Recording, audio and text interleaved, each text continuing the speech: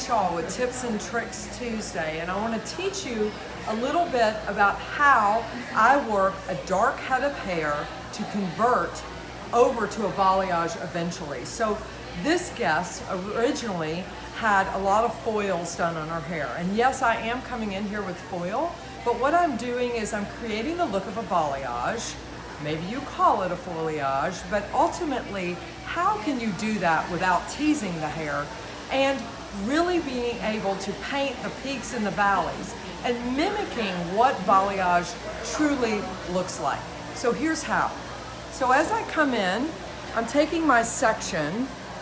The first thing that I'm going to do is I'm going to take the piece, I'm going to weave out what I feel is going to be my balayage streaks.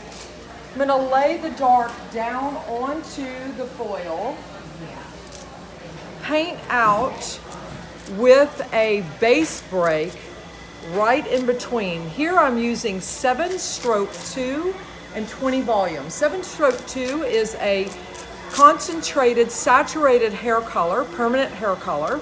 I use it with 20 volume in order to soften the regrowth.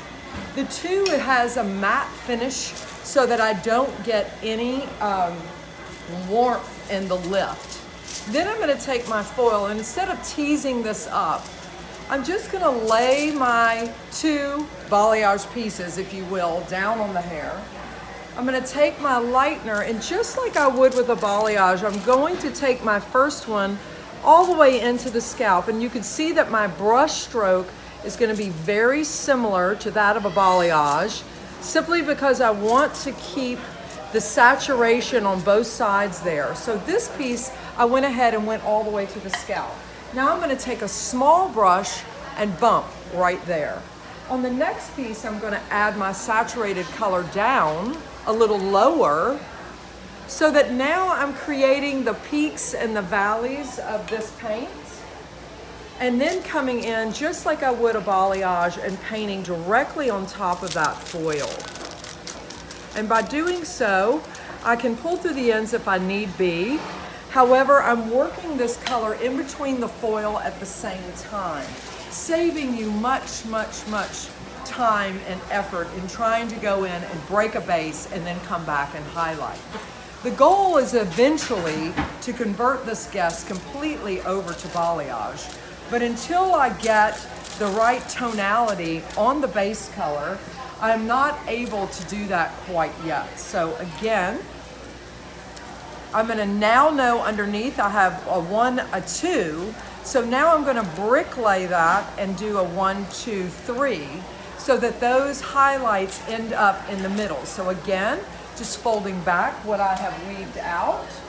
Now taking my base break color, coming in right directly to the scalp, covering that gray. And again, turning my brush to the side so that I am diffusing that line, and I'm actually making that a lot more seamless. Once I do that, I can take my foil, lay that directly on top, bring my balayage back over, like so. Again, on this one I had to the scalp, this one I had lower, and this one, and that one only had 2. So with this one being 3, my to the scalp streak is going to be the brick lay in the middle.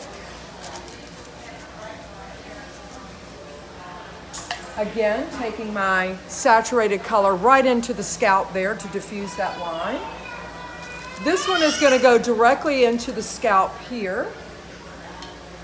And I'm going to take my piece and come down. So this one is integrated in a bit higher. And this is going to be my lowest piece. So now I'm going to take this piece here. I'm going to bring my base break all the way out. Again, 7-stroke 2. This is Wella hair color with 20 volume. And I'm going to now bring my highlights out.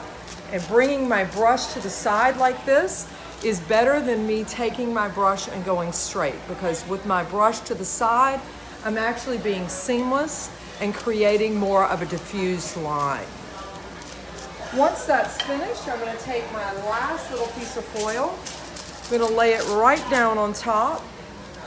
I'm gonna take one more piece, if I can grab it. I'm gonna lift my foil up, lay it down over to the ends, wrap into the back. Now I like to keep these top foils very flat and very straight, so as I'm adding any heat to them, when you crinkle or crease or fold your foil, you end up having crease lines. This is the piece de resistance, and then we'll certainly take her out, and when we do that, we're actually going to rinse the dark first. By rinsing the dark first, I am making sure that I am ensuring that none of my lightener gets onto my dark and that my dark does not tone my highlights out. And we'll of course show you some more of her after pictures when we're done. So stay tuned for more tips and tricks with Candy Shaw, and be sure to tune in and subscribe to our YouTube page.